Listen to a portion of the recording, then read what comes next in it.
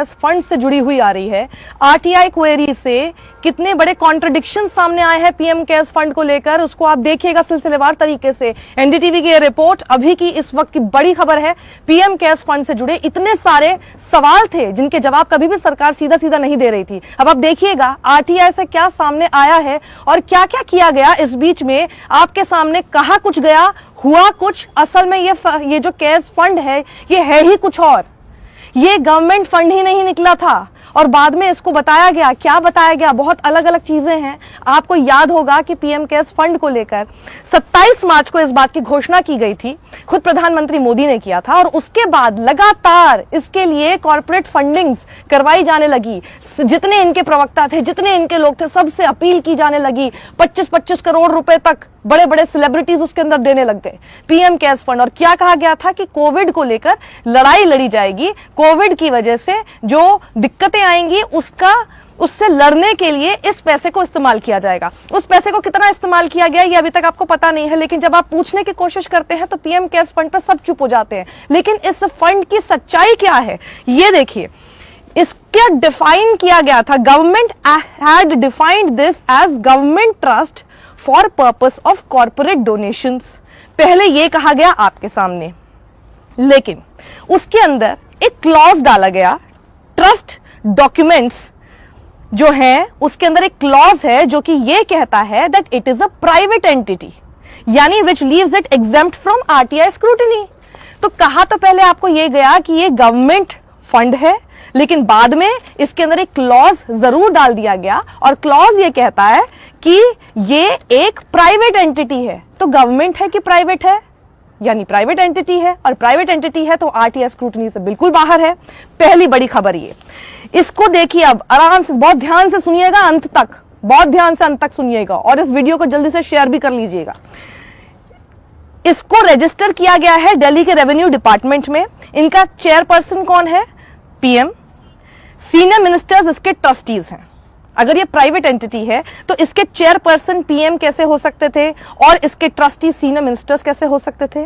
Trust deed जो है it was made public recently on the funds website. इसकी website पर अभी हाल फिलहाल ही इसको पब्लिक किया गया था, which does not define it as a government trust. और वो जो रिवील किया गया था, खुद ही वेबसाइट पर लिखा था, उससे साफ हो रहा था कि कोई गवर्नमेंट ट्रस्ट नहीं है। दूसरी बड़ी खबर ये है।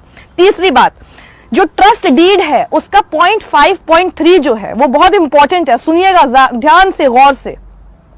उसमें लिखा हुआ है the trust is neither intended to be और is in fact owned, controlled और substantially financed by any government और any instrumentality of the government. जिसको गवर्नमेंट का फंड कह के पैसे ले लिए गए थे और कहा गया था इससे लड़ा जाएगा, वो खुद ही point 5.3 of the trust deed ये कहता है, जिस क्लॉज की मैंने शुरुआत में बात की थी आपके सामने। और साथ ही ये भी लिखा हुआ, there is no control of either the central government और any state governments either direct और indirect in the functioning of the trust in any manner whatsoever. सीधा सीधा कंट्रोल नहीं सेंट्रल गवर्नमेंट का, ना ही किसी स्टेट गवर्नमेंट का। साफ साफ ये बात कही गई है उसके अंदर। ये देखिए डीड डाल दिया गया है, ट्रस्ट डीड। चौथी बड़ी बात, PM cares or the PM Citizen Assistance and Relief in Emergency Situation Fund was set up by Modi in March to deal with emergency or distress situation like coronavirus pandemic. यही कह के इसको setup किया गया था, right? पांचवी बड़ी बात, 27 मार्च को इसको रजिस्टर किया जाता है और ठीक अगले दिन यानी 28 मार्च को मिनिस्ट्री ऑफ कॉर्पोरेट अफेयर्स जो है वो इश्यू करता है एक ऑफिस मेमोरेंडम जो क्वालिफाई करता है पीएम केयर को एक कॉर्पोरेट सोशल रिस्पॉन्सिबिलिटी के तहत, यानी CSR, कॉर्पोरेट सोशल रिस्पॉन्सिबिलिटी कहकर इसको क्वालिफाई किया जाता है पीएम केयर्स फंड को, which was said to be an initiative to receive corporate donations. यानी अगर वो CSR बनाया गया है तो वो कॉर्पोरेट डोनेशंस ले सकता है, ये कह के आपके सामने रखा गया था। छठी बड़ी बात, कंपनीज एक्ट जो है वो डिफाइन क्या करता है?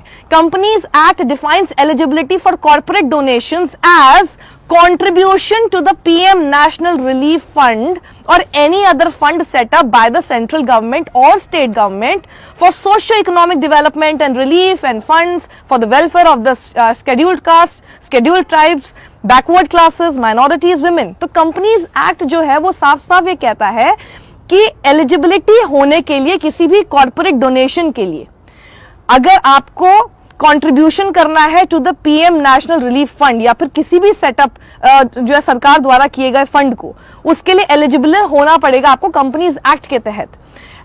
एक्टिविस्ट अंजलि भारद्वाज हैं जिन्होंने ये आरटीआई डाली थी और अपनी आरटीआई के जो डॉक्यूमेंट्स में एक्सेस उनको मिला है वो बहुत ही चौंकाने वाली बातें हैं। Ministry of Corporate Affairs, while issuing the March 20